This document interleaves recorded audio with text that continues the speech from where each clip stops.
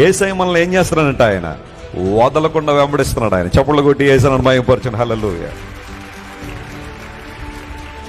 మనల్ని వదిలేసిన వాళ్ళు చాలా మంది ఉండొచ్చేమో జీవితంలో, కానీ దేవుడు మాత్రం మనల్ని ఏం చేయలేదు, వదలలేదు. ఈ రోజుకి మనం దేవుని మందిరంలో ఉన్నామంటే, సజీవులుగా ఉన్నామంటే, ఉచ్ఛ్వాస నిశ్వాసలు తీసుకుంటున్నామంటే చెప్పండి, ఎవరు మనల్ని వెంబడిస్తున్నారు?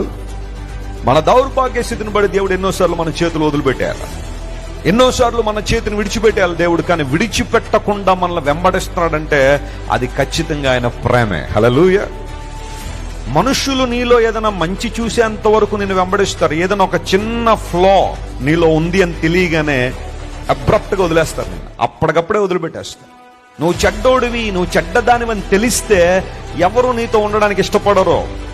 ప్రతి ఒక్కరిలో కూడా ఏదో రకమైన పాప సంబంధం ఆలోచన ఉన్నప్పటికీ కూడా ఇతరులను చూడగానే ఒక చిన్న పొరపాటు కనబడగానే వదిలిపెట్టేసే వాళ్ళు చాలా మంది ఉంటారు. పైగా ఆ పొరపాటును జీవితాంతం జ్ఞాపకం చేసుకుంటారు. నువ్వు కనబడిన ప్రతిసారి నువ్వు చేసిన మంచి పనులు ఏం గుర్తుండవు, కానీ అదొక్కటే గుర్తుంటుంది నిన్ను చూడగానే.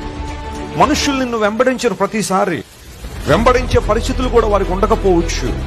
బట్ బైబిల్ టెల్స్ us దేవుడు మనల్ని వెంబడిస్తున్నాడు. తమ్ముడు వెంబడించిన పంట. Download ShareChat.